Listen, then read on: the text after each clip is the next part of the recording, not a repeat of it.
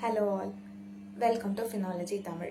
இன்னைக்கு நம்ம இந்த வீடியோவில் Zomatoவோட லேட்டஸ்ட் நியூஸ் பற்றி தான் பார்க்க போகிறோம். அதாவது அவங்க ப்ரைஸ் வந்து ட்ராப் ஆகியிருக்கு and also at the same time இன்னைக்கு அதாவது January 20th அவங்களோட Q3 ரிசல்ட்ஸ் வந்து அவங்க வெளியிட்டிருக்காங்க. ஸோ அதனால அதுலேயும் நிறையா ட்ராப் தெரிஞ்சிருக்கு. ஸோ அதை பற்றி தான் நம்ம ப்ரீஃபாக எக்ஸ்பிளைன் பண்ண போகிறோம். ஸோ இந்த வீடியோ உங்களுக்கு பிடிச்சிருந்தா லைக் பண்ணுங்கள், வீடியோ ஃபுல்லாக ஸ்கிப் பண்ணாமல் பாருங்கள். வாங்க வீடியோக்குள்ளே போகலாம். So quarterly Q1, Q2, Q3, Q4னு சொல்லிட்டு குவார்ட்டர் பேஸ் பண்ணி அவங்க வந்து ஒரு டைம்லையும் வந்து அவங்களோட நெட் ப்ராஃபிட் எவ்வளோ வந்திருக்கு அப்படின்றத சொல்லி அப்டேட் பண்ணுவாங்க. ஸோ அந்த மாதிரி ப்ரீவியஸாக Q2 அதாவது இந்த மந்த் ஆஃப் செப்டம்பரில் வந்து அவங்க ரிலீஸ் பண்ணது படி 176 crores வந்து அவங்க ப்ராஃபிட் அப்படின்னு சொல்லிட்டு அவங்க பண்ணியிருக்காங்க. ப்ராஃபிட்னு சொல்லிட்டு எஸ்டாப்ளிஷ் பண்ணியிருக்காங்க. பட் ஆனால் இப்போ Q3 ரிசல்ட் அதாவது ஜான்வரி, இந்த மந்த் ஆஃப் ஜான்வரி வந்திருக்கு. ஸோ இதில் வந்து அவங்க 56 crores தான் வந்து நெட் ப்ராஃபிட் அப்படின்னு சொல்லி கொடுத்துருக்காங்க. ஸோ இது வந்து அப்ரப்டாக டோட்டல் பெரிய டவுன்ஃபால் தான். கரெக்டாக இந்த டவுன்ஃபால் வந்து அரவுண்ட் 57% வந்து ட்ராப் ஆகியிருக்கு இவங்களோட நெட் ப்ராஃபிட் மட்டுமே. இதுக்கான மேஜர் ரீசன் அப்படின்னு பார்த்தோம்னா நம்ம எல்லாருக்குமே தெரியும், Blinkit வந்து is under the control of Zomato தான். ஸோ இவங்க இதுலேருந்து வந்த ஏர்னிங்ஸ் எல்லாத்தையும் வந்து Blinkit எஸ்டாப்ளிஷ்மெண்ட்காக, Blinkit சென்டர் எஸ்டாப்ளிஷ்மெண்ட்காக யூஸ் பண்ணியிருக்காங்க அப்படின்னு சொல்லி காட்டுறாங்க. Blinkitஸ்னா ஆன்லைன் டெலிவரி ஆப், கரெக்டாக? ஸோ அதோட எஸ்டாப்ளிஷ்மெண்ட்காக யூஸ் பண்ணியிருக்காங்க அப்படின்னு சொல்லிட்டு அவங்க ஸ்டேட்மெண்ட் கொடுத்துருக்காங்க. ஸோ நான் இப்போது Zomatoவோட ஃபினான்ஷியல் குவார்ட்டர்ஸோட ரெவென்யூ க்ரோத் சார்ட் தான் நான் காமிச்சிருக்கேன். ஸோ இதில் ப்ளூ ரெப்ரசன்ஸ் டு 2024 இயர், இது brown represents the year 2025. So நீங்கள் இதிலேயே பார்த்தீங்கன்னா தெரியுது ரெவென்யூ, டோட்டல் எக்ஸ்பென்ஸ். ரெவென்யூன்னு பார்த்தீங்கன்னா ரெவென்யூ 2024 3288 crores கிடச்சிருக்கு. அதில் எக்ஸ்பென்ஸ் பார்த்தீங்கன்னா 3383. ஸோ பேலன்ஸ் வந்து 138. ஸோ 138 crore வந்து ப்ராஃபிட் அப்படின்னு சொல்லிட்டு வந்து நிற்குது டோட்டல் ஆல் டுகெதர். இதே இயர் 2025 பார்த்தீங்கன்னா ரெவென்யூ அதிகமாக தான் வந்திருக்கு. ரெவென்யூ 5405 crores வந்திருக்கு. அதோட எக்ஸ்பென்ஸ் அப்படின்னு அதே இயரில் எக்ஸ்பென்ஸ்னு பார்த்தீங்கன்னா அதை விட அதிகமாக வந்திருக்கு. ரெவென்யூவை விட அதிகமாக 5533 வந்திருக்கு. ஸோ உங்களுக்கு டோட்டலாக லாஸ் தான், அதாவது அரவுண்ட் 59 வந்து லாஸ் ஆகியிருக்கு. கம்பேர் பண்ணச்சில் 57% வந்து நெட் ப்ராஃபிட்லேருந்து லாஸ்ட் இயர்லேருந்து இந்த இயருக்கு 57% வந்து லாஸில் வந்திருக்கு. நம்ம இதில் தெரிஞ்சுக்க வேண்டிய விஷயம் அப்படின்னு பார்த்தீங்கன்னா ரெவென்யூ ஆப்வியஸாக 64% 2024 விட 2025 வந்து ரெவென்யூ வந்து க்ரோத் இருந்திருக்கு கண்டிப்பாக.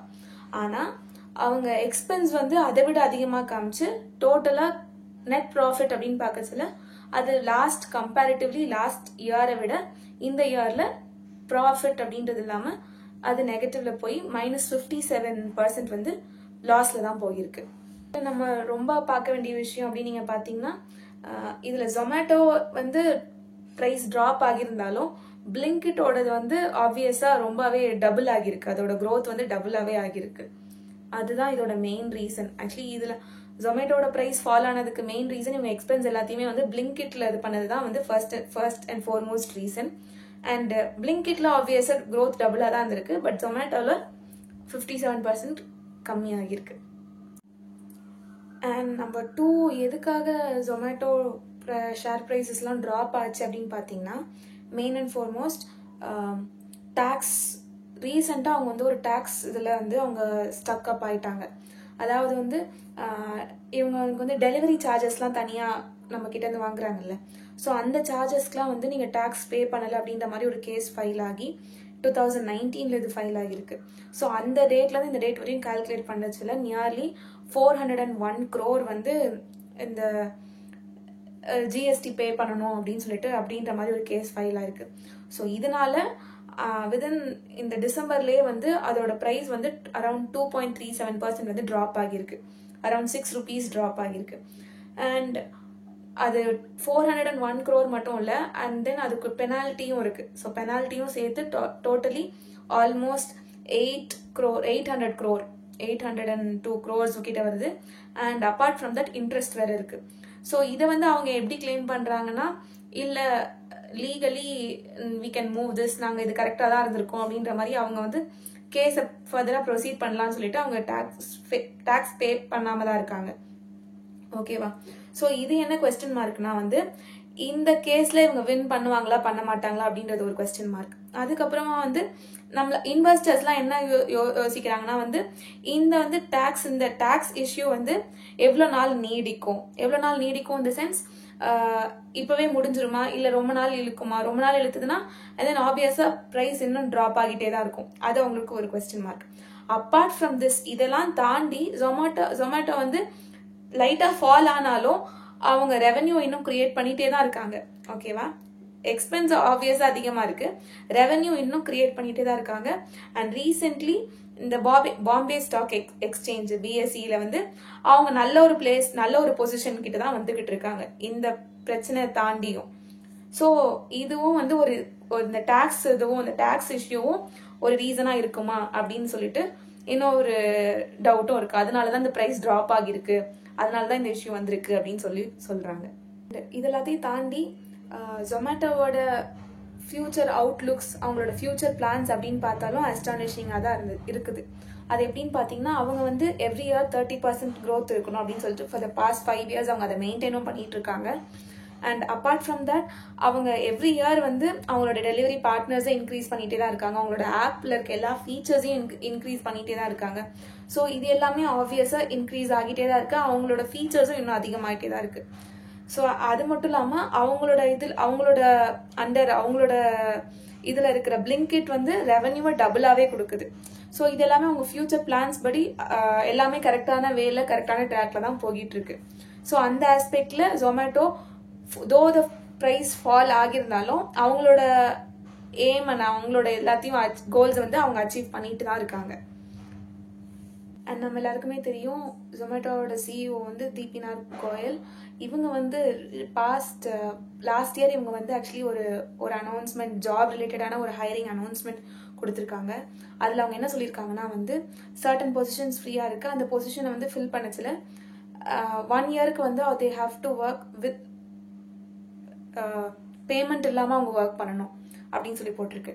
ஸோ அது எதுக்காக அப்படின்னு பார்த்தீங்கன்னா, ஃபீடிங் இந்தியான்னு சொல்லிட்டு ஒரு நான் ப்ராஃபிட்டபிள் இது வந்து இருக்கு, பிளாட்ஃபார்ம் இருக்கு. ஸோ அதில் டொனேட் பண்ணுற விதமாக ஸோ வரப்போகிற ஸ்டாஃப் வந்து 1 year வந்து வித்தவுட் பே வந்து ஒர்க் பண்ணணும், ஆஃப்டர் தட் பேமெண்ட் வரும் அப்படின்ற மாதிரி சொல்லியிருக்காங்க. இது வந்து ஒரு பெரிய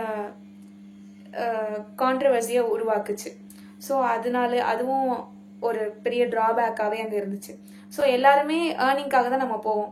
ஸோ அந்த டைமில் 1 year இப்போல்லாம் நிறைய பெய்ட் இன்டர்ன்ஷிப்ஸ்லாம் வந்திருக்கு. ஸோ அது மாதிரியே இதுவும் மாறிடுச்சு அப்படின்னு சொல்லிட்டு இதுவும் ஒரு பெரிய ஒரு கொஸ்டின் மார்க்காக தான் இருந்துச்சு. அண்ட் அபவ் ஆல் அவங்களோட கிளாரிஃபிகேஷன் எல்லாம் எப்படி இருக்குன்னா, டு க்ரோ ஃபர்தர் அவங்க வந்து கம்பெனியை வந்து இன்னும் ஃபர்தராக நிறைய மூவ் பண்ணணும், நிறைய ட்ரைனிங்ஸ்லாம் கொடுக்குறாங்க. ஈவன் நமக்கு இப்போ ஆப்ஸ்லாம் வந்து ட்ராவலிங்கில் கூட அவைலபிளாக இருக்குது கரெக்டாக. ஸோ அதுக்கேற்றபடி அவங்க எந்த ஒரு பிளாட்ஃபார்மையும் விடக்கூடாது, எல்லா பிளாட்ஃபார்ம்லையும் அவங்க ஆக்கியூபை பண்ணணும்னு நினைக்கிறாங்க. ஸோ அவங்கள பொறுத்த வரைக்கும் அவங்களோட ரெவென்யூ நல்லா தான் வருது, ப்ராஃபிட் தான் கம்மியாக அவங்க காமிச்சிருக்காங்க. த ரீசன் வை பிஹைண்ட்னு பார்த்தீங்கன்னா, as we said, reason number 1 வந்து Blinkit வந்திருக்கு. அதனால Blinkitோட சென்டர்ஸ் வந்து நிறைய கிரியேட் பண்றதுனால அதனால உங்களோட ப்ராஃபிட் குறைஞ்சிருக்கு. And also the next one is the tax issues. Tax நிறைய அவங்க மேல டிமாண்ட் ஆகியிருக்கு. அண்ட் ஃபைனலி நிறைய இந்த கான்ட்ரவர்சிலாம் இருக்கு. ஸோ அதனால தான் ட்ராப் ஆகிருக்கு.